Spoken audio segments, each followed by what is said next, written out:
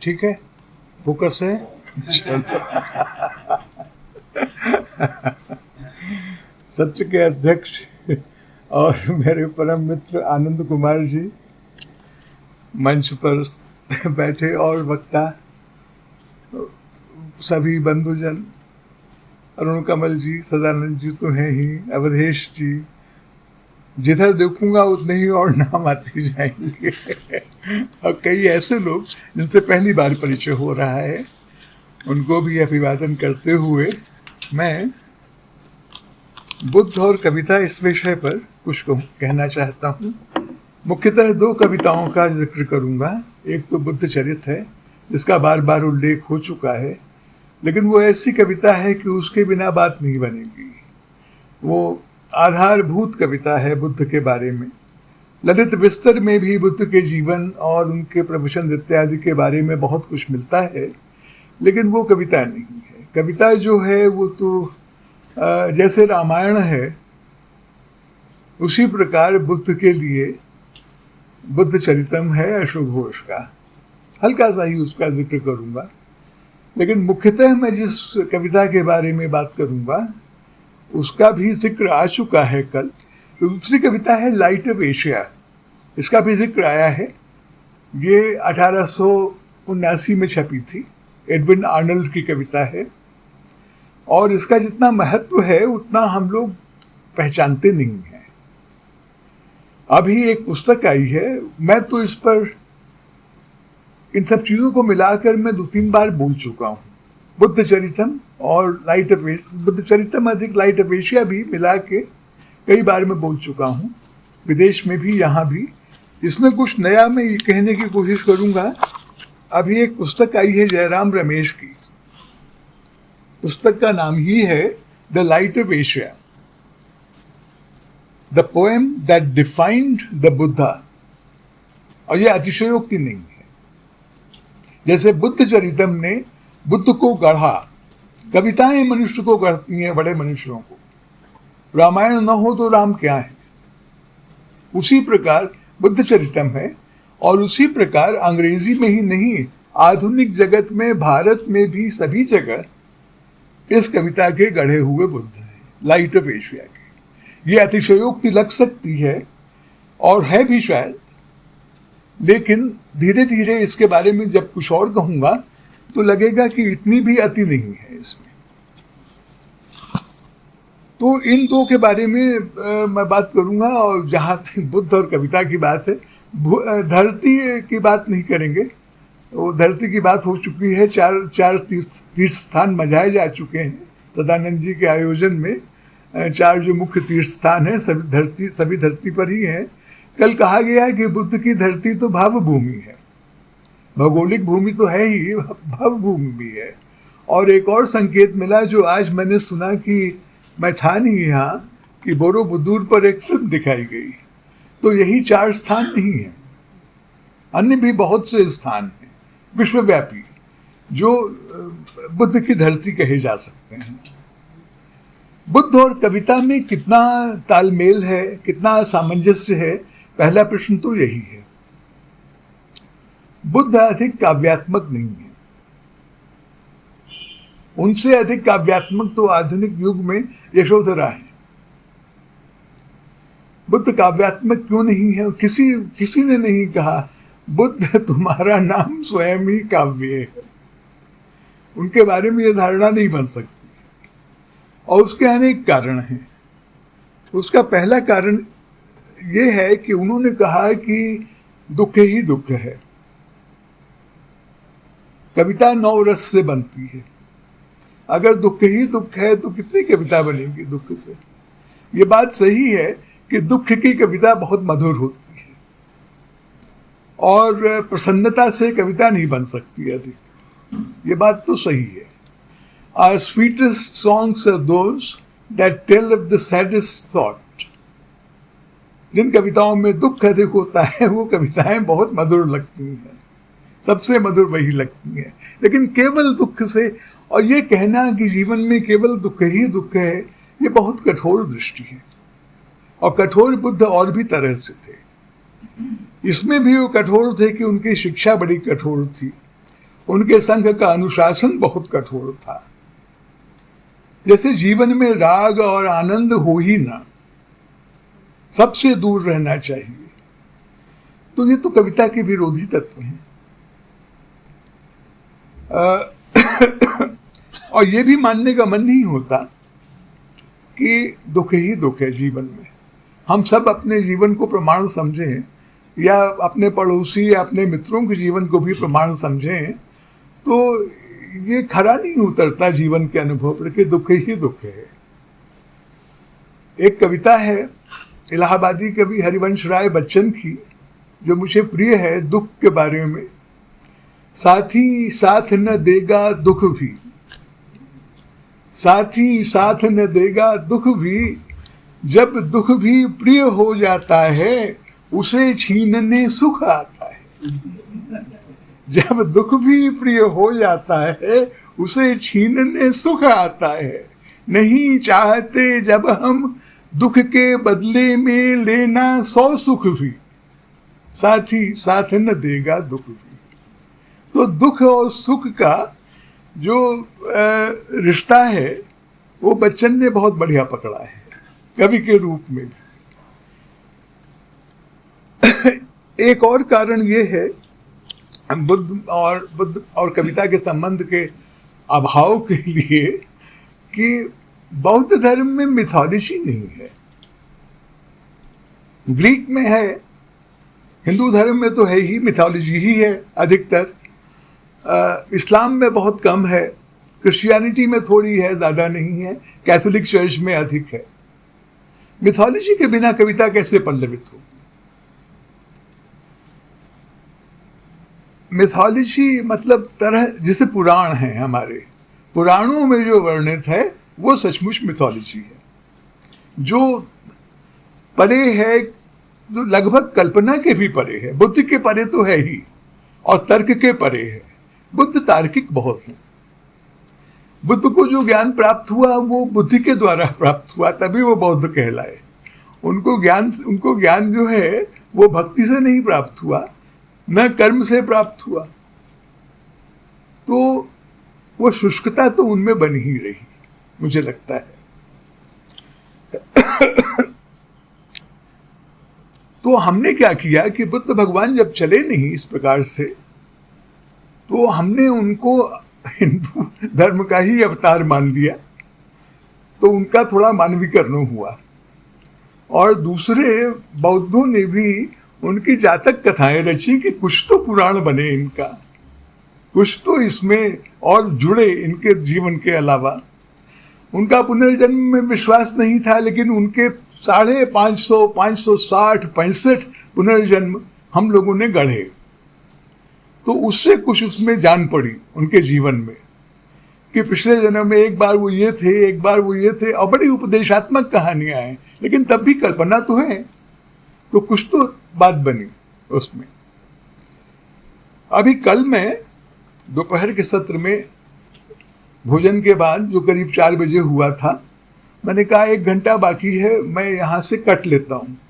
और मैं गया स्तूप के दर्शन करने, और म्यूज़ियम गया मैं। मेरा मुख्य उद्देश्य था, स्तूप के बगल में ही सड़क के पार एक जैन धर्मशाला है, उसके बारे में कुछ पता लगाने का। वो बिल्कुल सुनसान खाली पड़ी थी, कोई नहीं था, मैनेजर भी नहीं थे, सुना भेलूपुर गए हैं। तो जो मुझे ऑटो वाला घुमा रहा था उसने मुझे क्या बताया, ऐसी बातचीत करते हुए उसने कहा कि जो सारनाथ है, यहाँ विद्वानों ने बताया, उसने अपने आप बताया। उसने कहा ये सारंगनाथ है, और सारंगनाथ जो है उन्हीं का नाम बुद्ध है। हमने कहा वाह, बहुत सुंदर। और बोले ये बुद्ध क्या है? ये भोले बाबा के साले हैं। अरे देखिए बुद्ध का क्या हाल है। बुद्ध को हिंदू धर्म में अवतार का भी अवतार मानते हुए कहाँ तक खींच के ले आया गया है। बोले ये भोले बाबा के, मतलब भोले बाबा की कृपा दृष्टि से कोई बच नहीं सकता। भले चाहे बौद्ध हो, कहें ईश्वर नहीं है, कुछ नहीं है, दुखी दुखे, वो बच नहीं सकते, खासकर बनारस में। हमने कहा अच्छा उनके साले कैसे हुए? बोले वो पार्वती मैया के भाई है ना। साले हो गए वो। तो ये जो है ये अब भी चल रहा है। बुद्ध का हिंदूकरण अगर आप कहना चाहें, या कम से कम कल्पनाकरण, वो अब भी चल रहा है। एक और पक्ष है उनका, बुद्ध का, करुणा। अगर कहा जाए कि बुद्ध का मुख्य गुण क्या है तो करुणा ही कहा जाएगा, मेरा विचार है।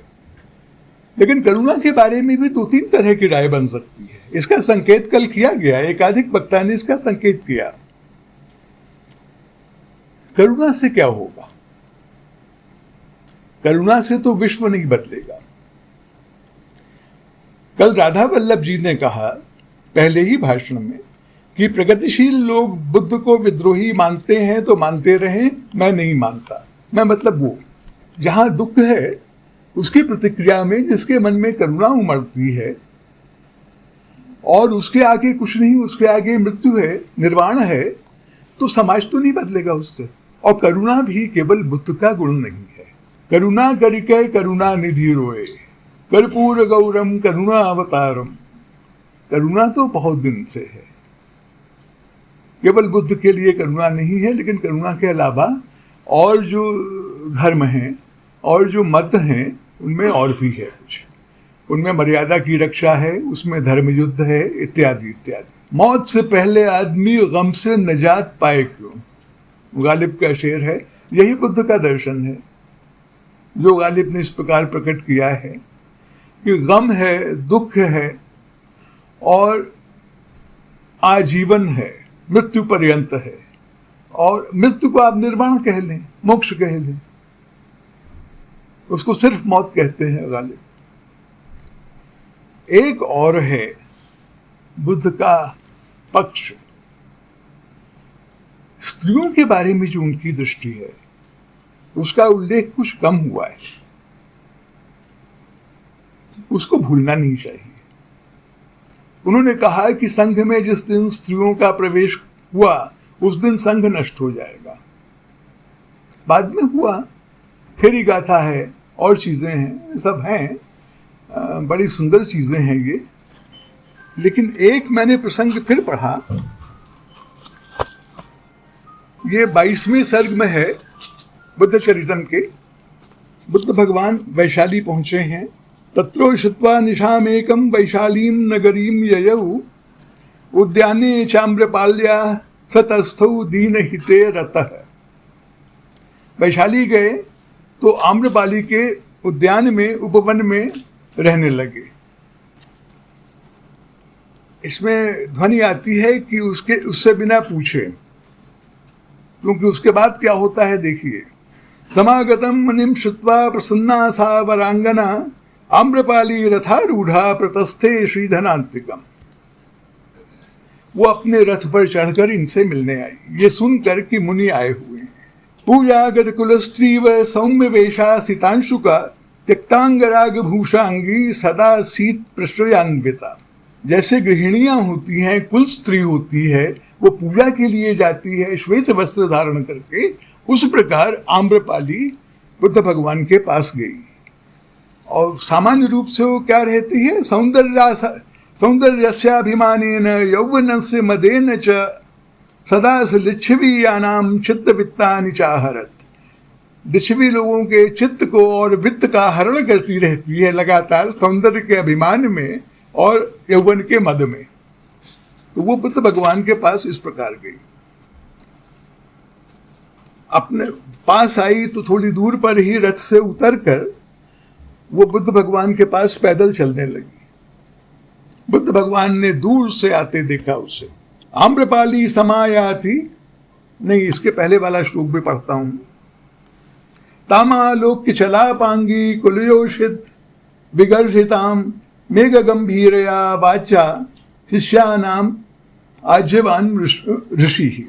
उसको आते हुए चपल चलापांगी नेत्र जिस प्रकार उसके चल रहे थे, कुल स्त्रियों द्वारा विगर्हित, उसको आते हुए देखकर मेघ जैसी गंभीर वाणी में भगवान बुद्ध ने अपने शिष्यों से कहा, आम्रपाली समायाति दुर्बलानां मनोव्यथा बोधौषध धृतात्मानो स्थिरा जाने भवन्तु भो। दुर्बलों के मन को पीड़ित करने वाली सुंदरी आ रही है, तुम सब बोध रूपी औषधि से स्वयं को संयत करके ज्ञान में स्थिर हो जाओ। चलायमान हो रहे हैं बुद्ध कि हमारे शिष्य इसके पीछे न चले जाए।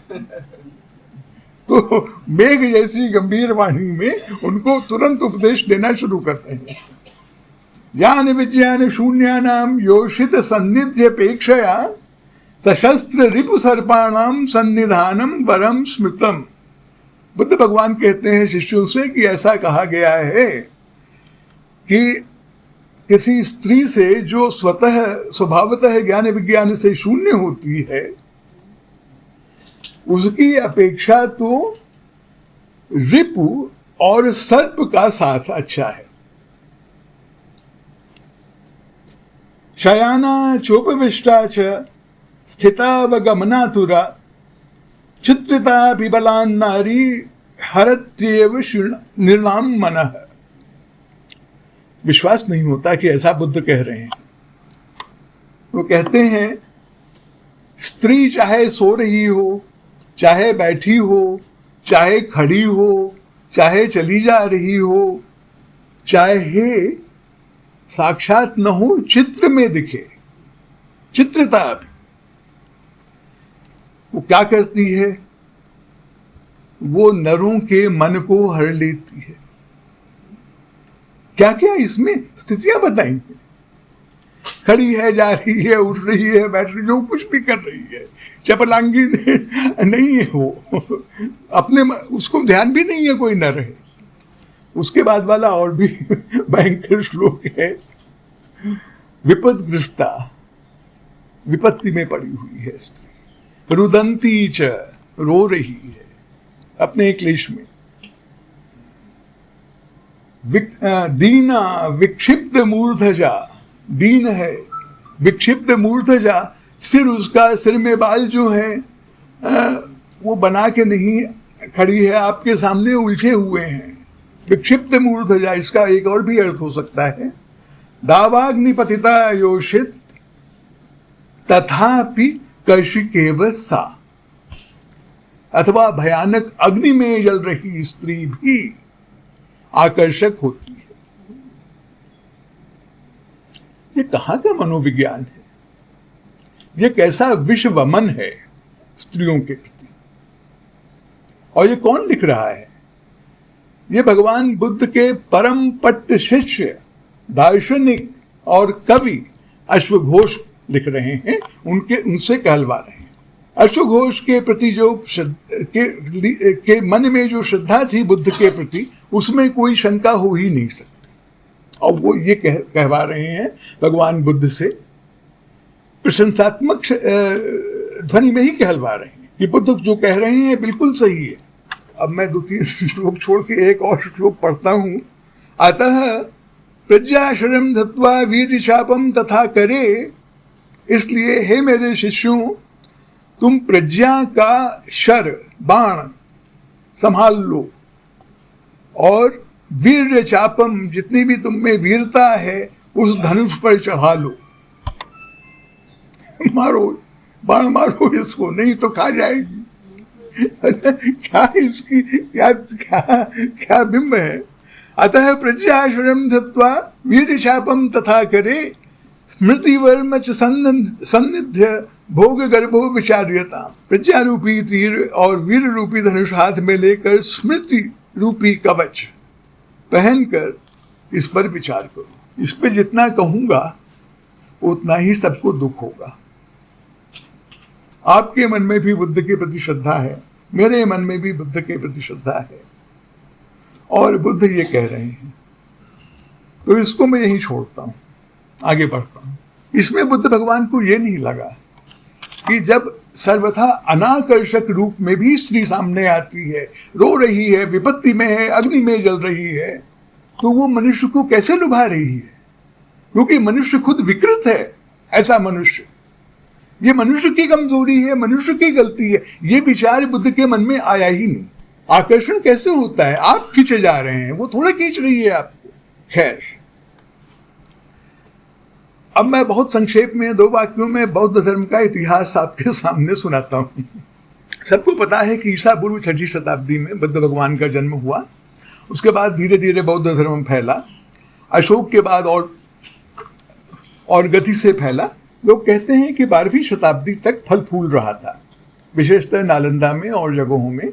विदेश भी जा रहा था। अवधेश प्रधान जी ने इतना सुंदर वृत्तांत दिया उसका, कल समझाते हुए विधिपूर्वक कि किन किन रास्तों से कहाँ कहाँ पहुंचा। वो भी बुद्ध की धरती है, जैसा मैं कह रहा था। फिर उसके बाद 12वीं शताब्दी में बौद्ध धर्म लगभग तिरोहित हो गया भारत से।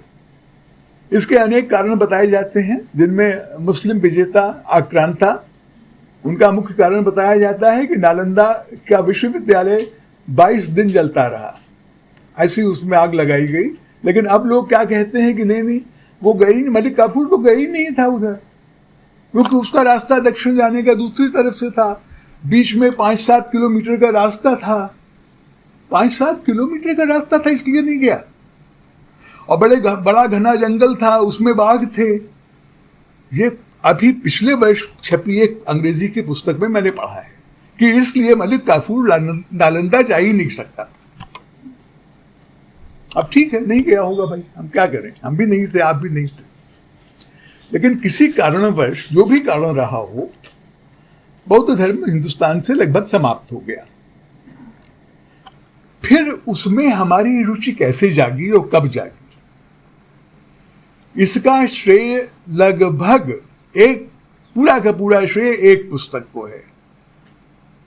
700 साल 1200 से लेके लगभग 1200 लेके लगभग 1900 तक बौद्ध धर्म का अधिक नाम लेने वाला कोई यहां था नहीं।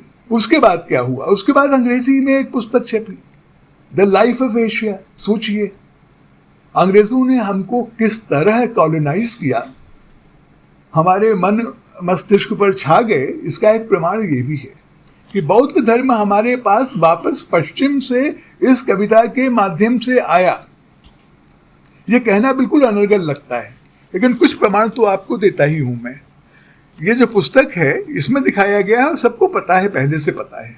गांधी जी की आत्मकथा में लिखा है कि वो जब लंदन में गए थे वकालत पढ़ने, तो उन्होंने ये पुस्तक पढ़ी और अभिभूत हो गए।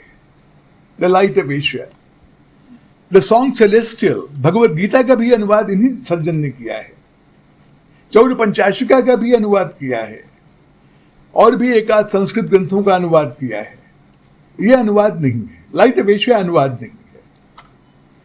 लाइट ऑफ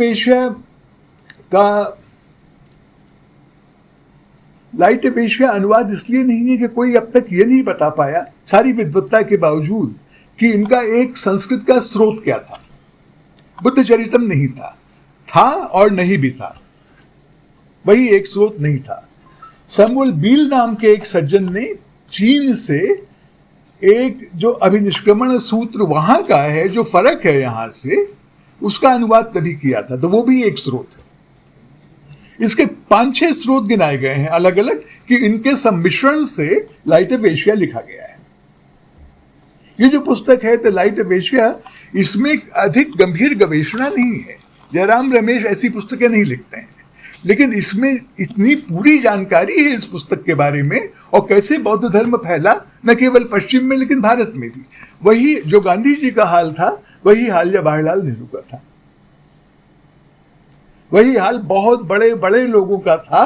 उन सब ने बौद्ध धर्म का आविष्कार किया। अरे ये भी है भारत का, हिंदू धर्म तो पता ही था सब। इसका एक प्रमाण है, बिल्कुल पुस्तक के शुरू में ही, the book had a marked influence on at least 11 literary personalities from across the world. इसका अनुवाद करने की जरूरत तो नहीं है, हाँ, है ना? हाँ। तो 5 of them were Nobel Prize winners.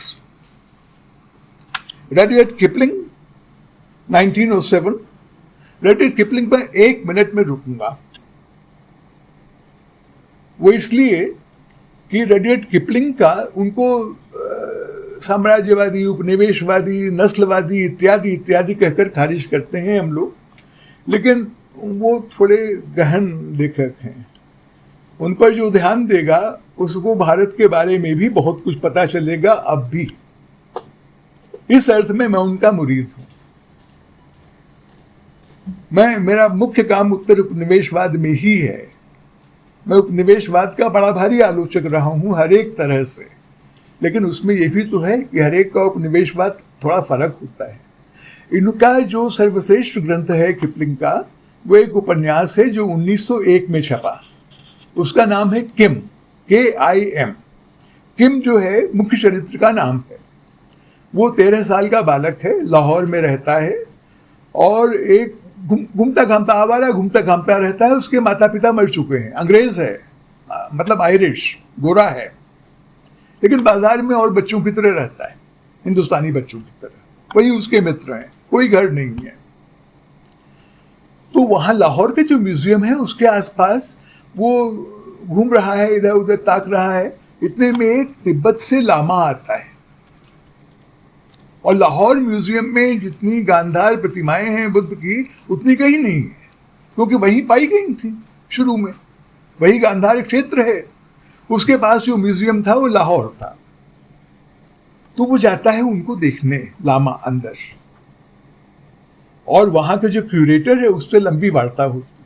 वो क्यूरेटर का चरित्र जो है वो किपलिंग के पिता पर आधारित है, क्योंकि किपलिंग के पिता सचमुच उस म्यूजियम के क्यूरेटर थे बहुत दिनों तक। तो वार्ता लंबी होती है।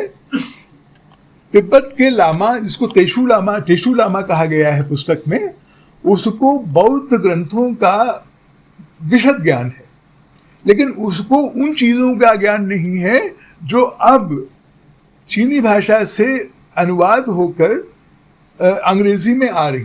तो क्यूरेटर उनको उनके बारे में बताता है, और दोनों साथ साथ मिलके वहाँ जो मूर्तियां हैं उनको देखते हुए आगे बढ़ते हैं, एक दूसरे को उनके बारे में और बताते हुए। पद्म संभव की मूर्ति जैसी है, जिन्होंने तिब्बत में बौद्ध धर्म का प्रचार किया, प्रमुख हैं उन लोगों में, ये सब है इसमें। तो ये एक अकेला अंग्रेजी उपन्यास है, अंग्रेज द्वारा लिखा हुआ। हर्मन हेस का सिद्धार्थ भी है, लेकिन अंग्रेज का लिखा हुआ एक अकेला उपन्यास है जिसका मुख्य चरित्र अगर किम नहीं है तो लामा है। और फिर किम और लामा लंबी तीर्थ यात्रा पर निकलते हैं, केवल 2 लोग। और कौन सा तीर्थ है, कहाँ जाना है उनको? एक अंग्रेजी में उसका नाम है the river of the arrow. आप हिंदी में अनुवाद करेंगे तो तुरंत पकड़ में आ जाएगा, लेकिन वो नहीं है, बाणगंगा। लेकिन बाणगंगा नहीं है वो। लामा ने कहीं उसको ज्ञान हुआ है पढ़ने से या किसी और प्रकार कि एक रिवर ऑफ द एरो है। जब सिद्धार्थ गौतम की परीक्षा हो रही थी स्वयंवर में कि कितने बलशाली हैं, तो उन्होंने एक तीर मारा जो 7 पेड़ों को काटता हुआ जाकर वहां गिरा, और वहां से, ये तो ललित विस्तर में भी आता है, और वहां से तुरंत एक फाउंटेन निकला, पानी निकला उसमें। ये अनेक बौद्ध ग्रंथों में आता है, लेकिन ये नहीं आता कि नदी है, बाण के मारने से एक नदी प्रकट हो गई, ये नहीं आता। लेकिन तेशु लामा को पूरा विश्वास है कि ऐसी एक नदी भारत में है और मुझे मिलेगी, और उसमें स्नान करके मुझे मोक्ष मिलेगा।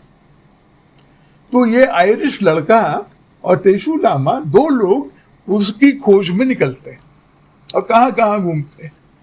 वो बहुत ही रोचक उपन्यास है, और उसमें एक रोचक तत्व ये भी है कि तब का अंग्रेज भारत को कैसे देखता है।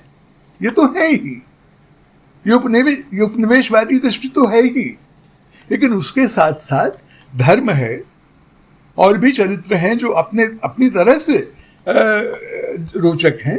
खैर, तो रडियर्ड किपलिंग पहला नाम है जिसके बारे में इन्होंने कहा कि इस पुस्तक को पढ़कर प्रभावित होकर जिन लोगों को नोबेल पुरस्कार मिला है साहित्य का, उनमें 5 लोग हैं।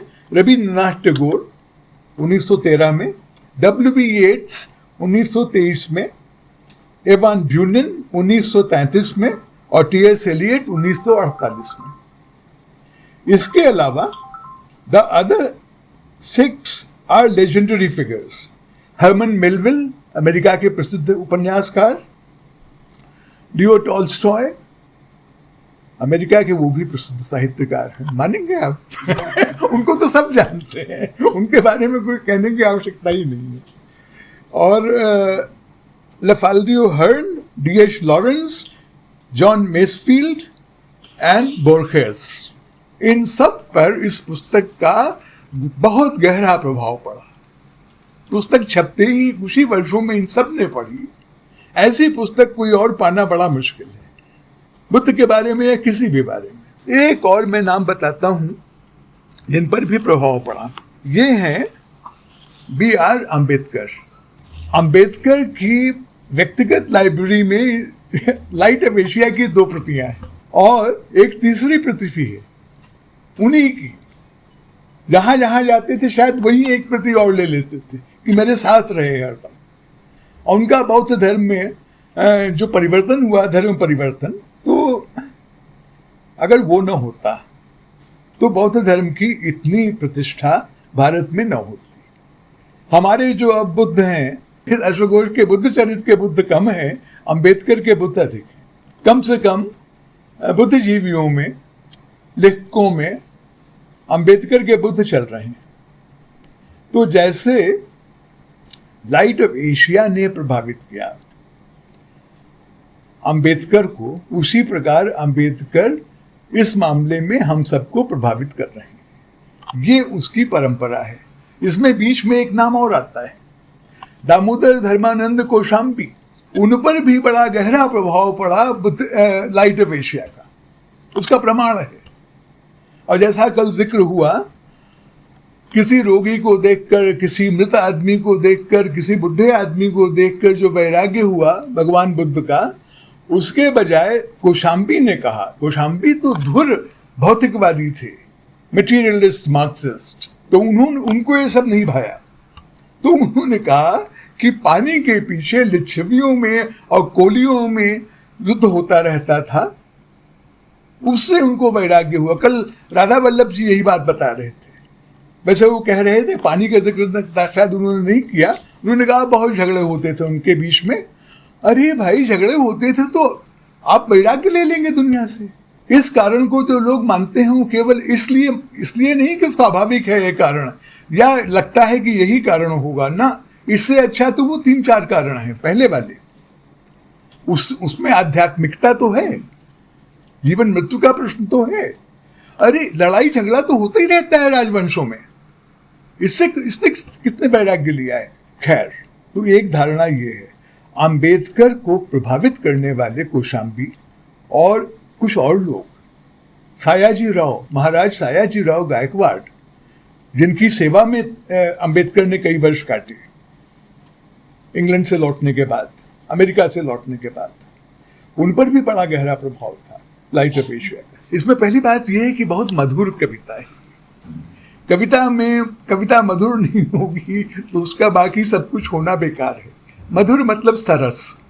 कविता चाहे जितना बड़ा उपदेश दे, चाहे जितनी बड़ी क्रांति करना चाहे, अगर सरस नहीं है तो कविता नहीं। ये बहुत ही सरस कविता है।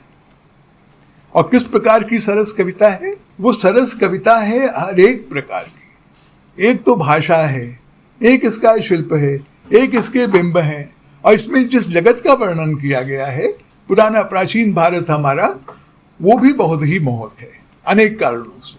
लेकिन एक कारण का मैं उल्लेख करूंगा विशेषतः, श्रृंगार रस जो है वो भी इसमें है। और उससे बढ़कर, स्त्री से बढ़कर कोई मोहक होता है कि नहीं पुरुष के लिए मुझे नहीं पता, किसी भी प्रकार की स्त्री के लिए, लेकिन कविता में श्रृंगार रस से मोहक कोई भी रस स्त्री पुरुष दोनों के लिए होता है कि नहीं होता, इसमें मुझे संदेह है। तो इसमें श्रृंगार रस भी बीच बीच में आता है और काफी बढ़िया आता है। किस तरह से आता है? सभी कवियों की इसकी विधि पता है। आप कहिए संसार क्षण भंगुर है, प्रेम नहीं करना चाहिए, उसमें निराशा ही निराशा होती है, लेकिन देखिए उन्होंने प्रेम किया तो उनका क्या हाल हुआ। प्रेम किया ये पूरे सर्ग में वर्णित होगा, किस प्रकार प्रेम किया। अंत का श्लोक कहेगा देखिए उनका क्या बुरा हाल हुआ। तो आपने श्रृंगार रस का वर्णन भी कर दिया और उपदेश भी दे दिया, दोनों काम सिद्ध हो गए। इसी प्रकार ये कविता है। इसका एक उदाहरण मैं आपको देता हूं बस। ओरिएंटल और इरोटिक, पश्चिम के लोगों में दोनों बातें एक ही थी। ओरिएंटलिज्म अगर इरोटिक नहीं है तो क्या है? मैं एक छोटा सा प्रसंग पढ़ता हूं लाइट ऑफ एशिया से। ये मैंने लाइट ऑफ एशिया एक वर्षा मैंने पढ़ा था इजराइल में, तो उसमें लाइट ऑफ एशिया का ही और बुद्ध चरित्र का मिलाकर तुलनात्मक अध्ययन मैंने किया था। उसके लिए आज समय बिल्कुल नहीं है, लेकिन मैं सिर्फ एक प्रसंग पढ़ता हूं लाइट ऑफ एशिया से। बट इनमोस्ट, ये दूसरे ही सर्ग में है इसके, इसमें सर्ग कम है।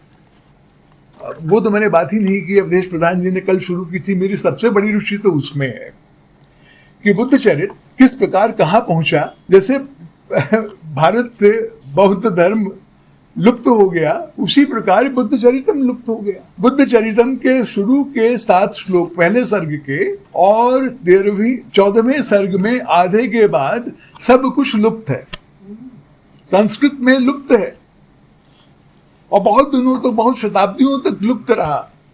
अरे जब भाष लुप्त थे 1910 तक, तो ये तो आधे ही ग्रंथ लुप्त हुआ।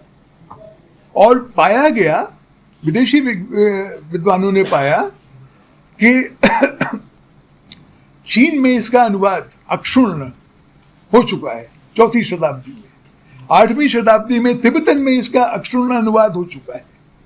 तो धीरे धीरे उन अनुवादों के आधार पर एक पूरा बुद्ध चरित्र दोबारा बनाया गया, रिकॉन्स्ट्रक्टेड। और हमारी महिमा, हमारे विद्वानों की महिमा, हमने उसमें कोई योगदान नहीं दिया, वो अंग्रेजों ने किया। उसके बाद हमको थोड़ी ग्लानि हुई कि अरे हमारा ग्रंथ, और दोबारा इसका पुनर्निर्माण हो गया, जीर्णोद्धार हो गया। तो यहाँ के एक सज्जन ने, दोनों पुस्तकें चौखंबा की ही छपी हुई हैं, यहाँ के एक सज्जन ने, सूर्य नारायण जी ने उसका हिंदी में अनुवाद किया। और उसके बाद ये रामदेव जी, क्या नाम, रामचंद्र शर्मा जी, हाँ, इन्होंने, श्री रामचंद्र दास शास्त्री ने, इन्होंने फिर जो उत्तरार्ध है बुद्ध चरितम का, उसको अपनी संस्कृत में ढाला। इस प्रकार यह भारत का ज्ञान गौरव और साहित्य वैभव इतना काल विदेशों में बिताकर पुनः अपनी जन्मभूमि भारत तथा अपने शरीर संस्कृत को प्राप्त कर हमारी आनंद परंपरा बढ़ा रहा है। अरे हमने तो गंवा दिया था, अब आ गया तो हम इसको संस्कृत में भी कर देंगे दोबारा। ये है हमारा योगदान इसमें। खैर, मैं एडविन आर्नल्ड का एक पैसेज पढ़ता हूँ। But inmost beyond the richness of those 100 halls, बड़े बड़े जो कमरे हैं, भगवान बुद्ध नहीं, सिद्धार्थ गौतम के महल में ए सीक्रेट चेम्बर लर्क्ड। उनके पार जाके एक गुप्त गुह्य एक कमरा आता है। Where skill had spent all lovely fantasies to lull the mind. हर एक कल्पना जो आपकी हो सकती है भवन के बारे में, वो सब वहां पूरी की गई थी। The entrance of it was a cloistered square, roofed by the sky, and in the midst a tank of milky marble built and laid with slabs of milk white marble. And night and day served there a chosen band of nautch girls, cup-bearers and cymbalers, delicate, dark-browed ministers of love. रात दिन वहाँ पर अनेक युवतियाँ थीं, notch girls. Notch girls तो इतनी oriental phrase है, कुछ कहने को। नाचने वाली स्त्रियाँ, नर्तकियाँ, कप बेयरर्स, जो मदिरा का चषक लिए हरदम तैयार रहती थी आपकी सेवा में। सिम्बलर्स, मंजीरा बजाने वाली स्त्रियां और भी वाद्य यंत्र बजाने वाली स्त्रियां, ये सब सिद्धार्थ गौतम की सेवा में उपस्थित रहती थी। Who fanned the sleeping eyes of the happy prince, and when he waked, led back his thoughts to bliss with music whispering through the blooms. वो इस सब आनंद और इस सब के मोद मद में जब भगवान बुद्ध सो जाते थे तब भी उनकी सेवा करती रहती थी, पंखा झल के कुछ और करके, और जहां वो जगते थे तो फिर उसी विषय वृत्ति में उनका मन लगाती थी। इस प्रकार के वर्णन कई हैं, और ये मत मानिए कि इन्होंने अपने मन से लिखा है। इन अंग्रेज कवि एडविन आर्नल्ड ने, आपको पता है अश्वघोष के बुद्ध चरितम में इतने बड़े बड़े वर्णन हैं, लंबे लंबे वर्णन हैं स्त्रियों के, जिनको छोड़कर कई जगह हैं। जब बुद्ध भगवान जा रहे हैं अभिनिष्क्रमण, तो वो क्या क्या छोड़ के जा रहे हैं। अरे यशोधरा तो कुछ नहीं है, इसी तरह की नॉश गर्ल्स को छोड़ के जा रहे हैं और बहुत दुखी हैं। इसका मैं एक और अंतिम जो मेरा चरण है इस भाषण का, एक उदाहरण मैं और देता हूँ। ये लाइट ऑफ एशिया का आचार्य रामचंद्र शुक्ल द्वारा किया हुआ अनुवाद है, बुद्ध चरित नाम से 1928 में।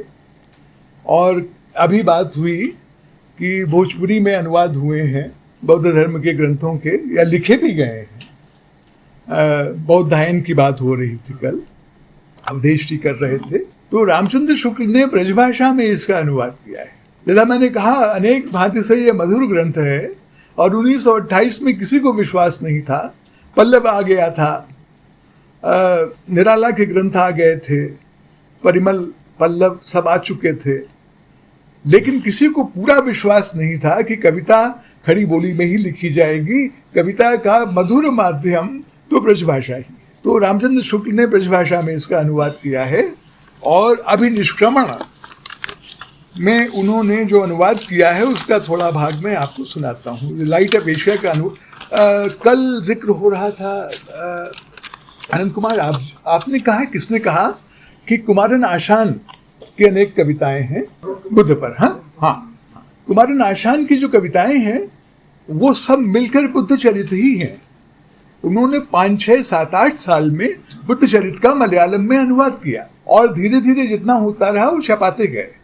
किसी भी भारतीय भाषा में सबसे प्रभावी अनुवाद अगर बुद्ध चरित का हुआ है तो मलयालम में कुमारन आशान का ही हुआ है। रामचंद्र शुक्ल अगर खड़ी बोली में इसको करते तो शायद और प्रचार प्रसार इसका बाद में होता, लेकिन जिन कारणों से मैंने कहा, उन्होंने, ऐसा नहीं है कि वो शुद्ध ब्रजभाषा ही है। आपको लगेगा कि थोड़ी उसमें मिलावट आ ही गई है खड़ी बोली की। हो साक्षी आज गगन के सारे तारे, और भूमि जो दबी भारसों आज पुकारे। त्यागत हूँ मैं आज आपनो यह यौवन धन, राजपाट सुख भोग बंधु बांधव और परिजन। सबसों बढ़ी भुजपाश प्रिय तब तजत मनोहर, तजबो जाको या जग में है सबसों दुष्कर। यशोधरा से कहते हैं, सबसों बढ़ी भुजपाश प्रिय तब तजत मनोहर, तजबो जाको या जग में है सबसों दुष्कर। पै तेरो निस्तार जगत के संग बनी आई है, बाहु को जो गर्भ बीच तब कछु दिन रही है। ये कह रहे हैं, अब यह दृढ़ संकल्प आज सब तज में जई हो, जब लो मिली है ना ही तत्व सो नहीं फिर आई हो। ये कह के वो चल रहे हैं। यशोधरा को विदा दे दी, सोती हुई यशोधरा को। अब देखिए क्या होता है। यों कही नयनन लाए लियो निज प्यारी को कर, बिना छुए नहीं जाएंगे। और ठीक भी है, ठीक भी है। ये मतलब बहुत ही ये भी एक प्रकार से बहुत ही टेंडर जेस्चर जिसे कहते हैं, बहुत कोमल भावना जो है उसका। इसके पहले वो कह चुके हैं, यह बुद्धचरित अंग्रेजी के लाइट ऑफ एशिया का हिंदी काव्य के रूप में अवतरणा है। यद्यपि ढंग इसका ऐसा रखा गया है कि एक स्वतंत्र हिंदी काव्य के रूप में इसका ग्रहण हो, पर साथ ही मूल पुस्तक के भावों को स्पष्ट करने का भी पूर्ण प्रयत्न किया गया है। दृश्य वर्णन ये अधिक महत्व का है। दृश्य वर्णन जहां अयुक्त या अपर्याप्त प्रतीत हुआ, वहां बहुत कुछ फेर फार करना या बढ़ाना भी पड़ा है। ये केवल अनुवादक नहीं है, ये रामचंद्र शुक्ल हैं, स्वयं इतने बड़े विद्वान हैं। अरे एडविन आर्नल्ड क्या जानते होंगे बुद्ध भगवान के बारे में जो रामचंद्र शुक्ल नहीं जानते, बल्कि शुक्ल जी और जानते हैं। तो इसलिए जो अपर्याप्त है उसको पर्याप्त किया गया है, और जो अयुक्त है उसको युक्त किया गया है, उपयुक्त किया गया है। ये इन्होंने किया है। अनुवाद जो है वो अंधानुकरण नहीं है यहाँ पर, वो एक स्वतंत्र चेता व्यक्ति का, विद्वान का अनुवाद है। ये अनुवाद क्या है? प्रतिवाद है कई जगह एडविन आर्नल्ड का। तो इसके बाद क्या होता है, वो यशोधरा से विदा लेके चल दिए। अब देखिए वो उनका सोते हुए यशोधरा का उन्होंने कर अपने हाथ में लिया, नेत्र भरी पुनि दीठ विदा हित डारी मुख पर। एडविन आर्नल्ड ने यहाँ पर क्या लिख दिया जो अयुक्त था और जिसको शुक्ल जी ने शुद्ध किया है। एडविन आर्नल्ड ने इस पंक्ति में लिखा है कि जब वो चलने लगे तो जो स्पर्श का जो दोष उनके मन में था, अंतिम स्पर्श का, उसमें उन्होंने, यशोधरा सो रही हैं, उनके पैर इधर हैं, तो उनके पैरों का अपने मस्तक से और नयन से स्पर्श किया। शुक्ल जी को ये बिल्कुल नहीं जचा, क्यों यशोधरा के पैर क्यों छुएंगे गौतम, ये तो अयुक्त है। तो उन्होंने कर दिया, वहां पर पद के बजाय कर दिया। और भारतीय भावनाओं में ठीक भी किया उन्होंने, ऐसा नहीं। लेकिन उसके बाद 3 बेर उठी चलो किंत सो फिर आयो, जा रहे हैं फिर रुक गए, फिर जा रहे हैं, 3 बेर। ऐसो वाके रूप प्रेम सो रहो बंधायो, किसके उसमें अभी आता है। अंत शीस पटनाए पलटी आगे पगडारी, आयो जहां सहचरी सकल सोवत सुकुमारी। पाय निशा मन बंधी कमलिनी इत उत सोहती, गंगा और गौतमी अधिक सबसों मन मोहती। गंगा नाम की सहचरी और गौतमी नाम की सहचरी अत्यंत आकर्षक थी, सभी सहचरियां आकर्षक थी, लेकिन वो अधिक ही मन मोह रही थी। इनका नाम कोई नहीं जानता, यशोधरा का जानते हैं, लेकिन भगवान रुक रहे हैं बार बार वहां। पुनि तिनको दिशि हेरी कहो, अब उनका क्या कह रहे हैं उनसे, यशोधरा से कुछ नहीं ज्यादा कहा, अब कह रहे हैं सहचरी हमारी तुम सुखदायिनी परम, तजत तुमको दुख भारी। तुम सुखदायिनी परम, तजत तुमको दुख भारी। पैजो तुमको तजो नाही तो अंत कहाँ है, जरा क्लेश अनिवार्य मरण विकराल महा है। देखो जैसे परी नींद में हो या क्षण सब, परी हो या ही भांति मृत्यु गर्जत आई है जब। सूख गयो जब कुसुम कहाँ फिर गंध रूप तब, चुक्यो तेल जब ज्योति दीप की गई कहाँ तब। हे रजनी तुम और नींद सो चांपों पलकन, अधरन राखो मूंदी और तुम इनके या क्षण। जासो नयनन नीर और मुख बचन दीन तर, राखें मोहिन रोकी जाऊं मैं तजी अपनो घर। तो अंतिम विदा तो सहचरियों के साथ है बुद्ध भगवान, नॉच गर्ल्स जिसे एडविन आर्नल्ड ने कहा है। इतने बड़े महल होते थे, इतने बड़े रनिवास होते थे, उसका जो प्रसंग है इसमें बल्कि शुक्ल जी ने एडविन आर्नल्ड के वर्णन को काफी शमित किया है। इसमें बढ़ाया नहीं है, इसमें घटाया है। और ये परंपरा हमारी नई नहीं है। हनुमान जब जाते हैं वाल्मीकि रामायण में, सीता जी को ढूंढते हुए मंदोदरी के महल में चले जाते हैं और वहाँ देखते हैं रात को सब स्त्रियां सो रही हैं, मंदोदरी भी सो रही है, अस्त व्यस्त उनके वसन हैं। बहुत ही विस्तार में वाल्मीकि महाशय ने वर्णन किया है उन सोती हुई स्त्रियों का।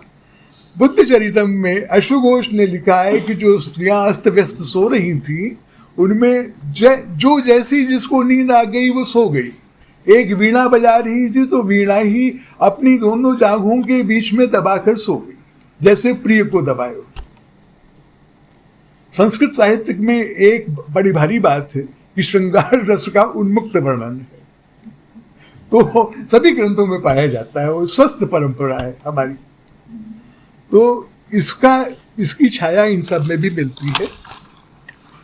अंत में अंत कर ही दूं इसका, वो ये है मेरे मन में जो इस सब के बारे में कुल मिला के कहने की बात है वो ये है कि देखिए, धर्म भी मिट जाते हैं। धर्म कहते हैं कि सब कुछ मिट जाता है, कई धर्म भी मिट जाते हैं। एक बहुत ही सुंदर धर्म था पश्चिम में, जो ग्रीक लोग मानते थे, पुराने ग्रीक लोग। उससे सुंदर मिथोलॉजी कहाँ थी? उनकी टक्कर की मिथोलॉजी सिर्फ हमारे यहाँ थी। उनके जो देवता और देवियाँ थे, उनके जो चरित्र हैं वो बस हमारे चरित्रों के बराबर है। मैक्स मुलर ने, विलियम जोन्स ने, सब ने बड़ी बड़ी तुलनाएं की हैं दोनों के। दो ही तो धर्म थे इस प्रकार से पूरी दुनिया में, काव्यात्मक, कल्पनात्मक और धर्म सब मिलाकर। उनको मार दिया ईसाइयत ने। ईसाइयत ने 4वीं-5वीं शताब्दी तक समाप्त कर दिया ग्रीक धर्म को। मैं एक बार गया ग्रीस, तो वहां एक महिला ने मुझे बहुत डांटा, ऐसे ही मिल गई अकस्मात। उन्होंने कहा कि आप कहाँ कहाँ घूम रहे हैं ग्रीस में, ये इनसे हमारा कोई मतलब नहीं है, जितने आप खंडहर देख रहे हैं। आप ये देखिए बिल्डिंग, वहां गए हैं आप? मैंने देखा तो वो चर्च था, जो ग्रीक ऑर्थोडॉक्स चर्च है, बड़ा भारी था एथेंस में। बोली इसमें आप नहीं गए, आपको पता नहीं है कि 98% ग्रीक लोग इसमें विश्वास करते हैं। आप कहाँ बेकार खंडहरों में घूमते रहे। हिंदुस्तान में ये नहीं है। जो तब विश्वास होता था वही विश्वास अब है। कुछ देवता बदल गए हैं, कुछ ऊपर चले गए, कुछ नीचे आ गए, और कुछ बहुत देर में पैदा हुए, जैसे भगवान बुद्ध, तो वो भी सम्मिलित हैं इसमें। तो इसमें कुल मिलाकर धर्म भी लुप्त हो जाता है। धर्म जो था वो फिर पुनर्जन्म लेके जब आता है, ये कहना ठीक नहीं है। भगवान बुद्ध तो पुनर्जन्म में विश्वास करते ही नहीं थे, लेकिन उनका पुनर्जन्म हुआ अम्बेडकर के रूप में। पहले उनका पुनर्जन्म हुआ एडविन आर्नल्ड के बुद्ध के रूप में, अंग्रेजी में। फिर उसका प्रभाव पाते पाते गोस्वामी और अंबेडकर के द्वारा उनका पुनर्जन्म फिर हुआ, और वही बुद्ध हमारे साथ आजकल चल रहे हैं।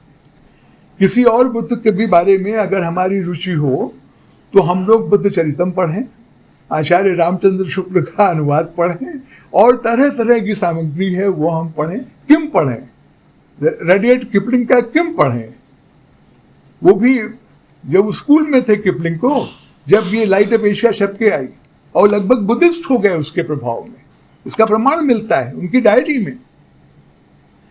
तो ये दो जो हैं स्रोत, जिनमें अंबेडकर को सब लोग हम यहाँ जानते हैं और एडविन आर्नल्ड को नहीं जानते, इन दोनों धाराओं के मिलन से बौद्ध धर्म अब भी प्रवाहित हो रहा है, या भगवान बुद्ध की छवि कम से कम हम सब में व्याप्त है।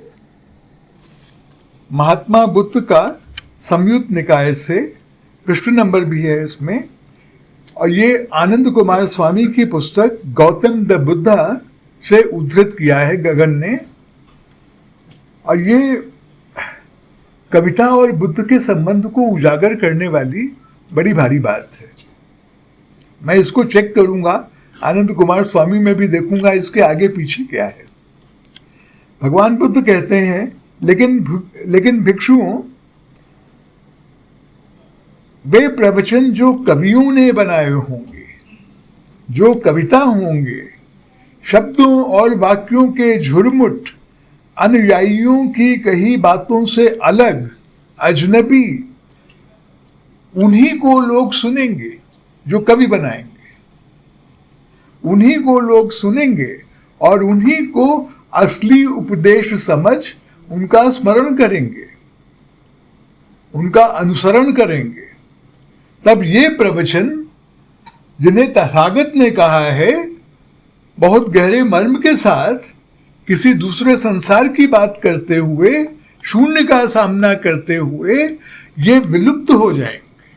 जो बड़े भारी राजे महाराजे थे, उनके दरबार में एक कवि होता था, तो जो लड़ाई वो हार जाते थे वो भी कवि कहता था कि ये जीत गए, और यही उसका काम ही था।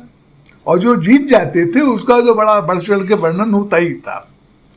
वो कविताएं बच गई हैं, वो राजे महाराजे चले गए, भगवान बुद्ध ये कह रहे हैं कि जो कवि लिखेंगे वो बचेगा और तथागत का उपदेश लुप्त हो जाएगा। तो भारत से तो लुप्त हो ही गया है, शायद सभी जगह से लुप्त हो जाएगा। अब मैं अंधेरे में बुद्ध कवि, तभी मुझे लगा कि इससे बढ़कर कोई क्या कह सकता है कविता के बारे में। भगवान बुद्ध ने बुझे मन से कहा या प्रसन्न मन से कहा, ये भी देखने की बात है। तो वो मैं कह रहा हूं ना कि मैं भी देखूंगा, आप भी देखिएगा। अंधेरे में बुद्ध, इसकी एक विशेषता ये भी है इस कविता की कि गगन गिल ने बीजिंग में 5 बुद्धों का मंदिर 1994 में वहां जाकर ये कविता लिखी है। मैं भी वहां गया हूं, मैं बोरोबुदूर भी गया हूं, जहां शाही साहब हम लोगों को ले जाने वाले हैं।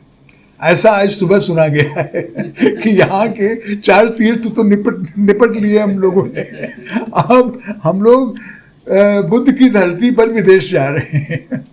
तो बोरोबुदूर दुनिया का सबसे बड़ा मंदिर है किसी भी धर्म का, बौद्धों का ही नहीं, किसी भी धर्म का।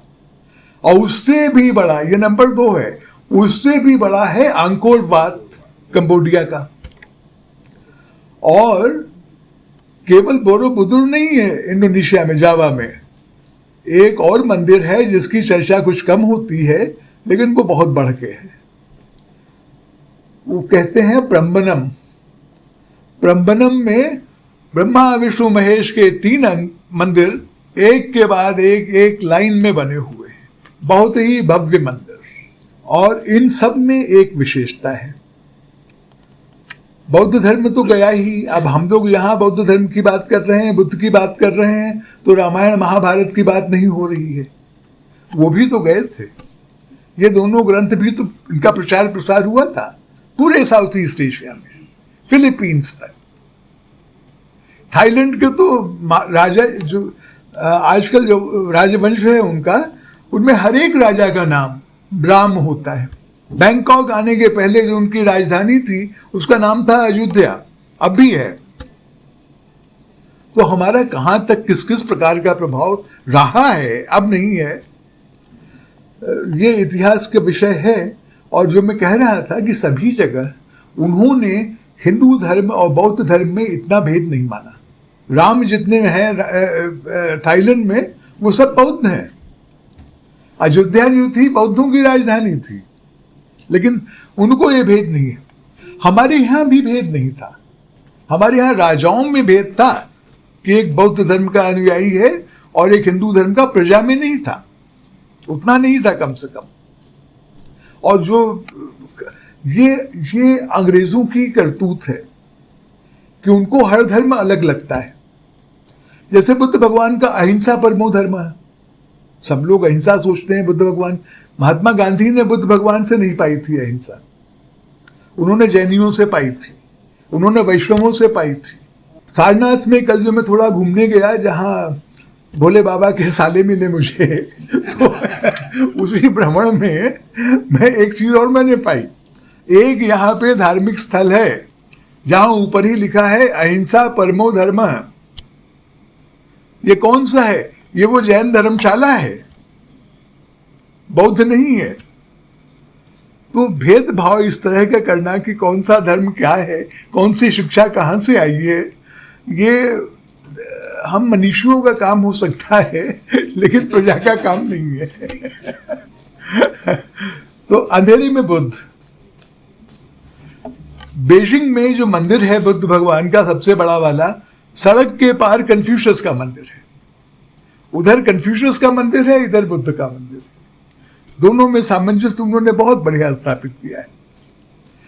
अंधेरे में बुद्ध अपनी प्रतिमा से निकलते हैं, अंधेरे में बुद्ध अपनी प्रतिमा से निकलते हैं, अपनी काया से निकलते हैं, अपने स्तूप से निकलते हैं, अस्थि पुंज से निकलते हैं।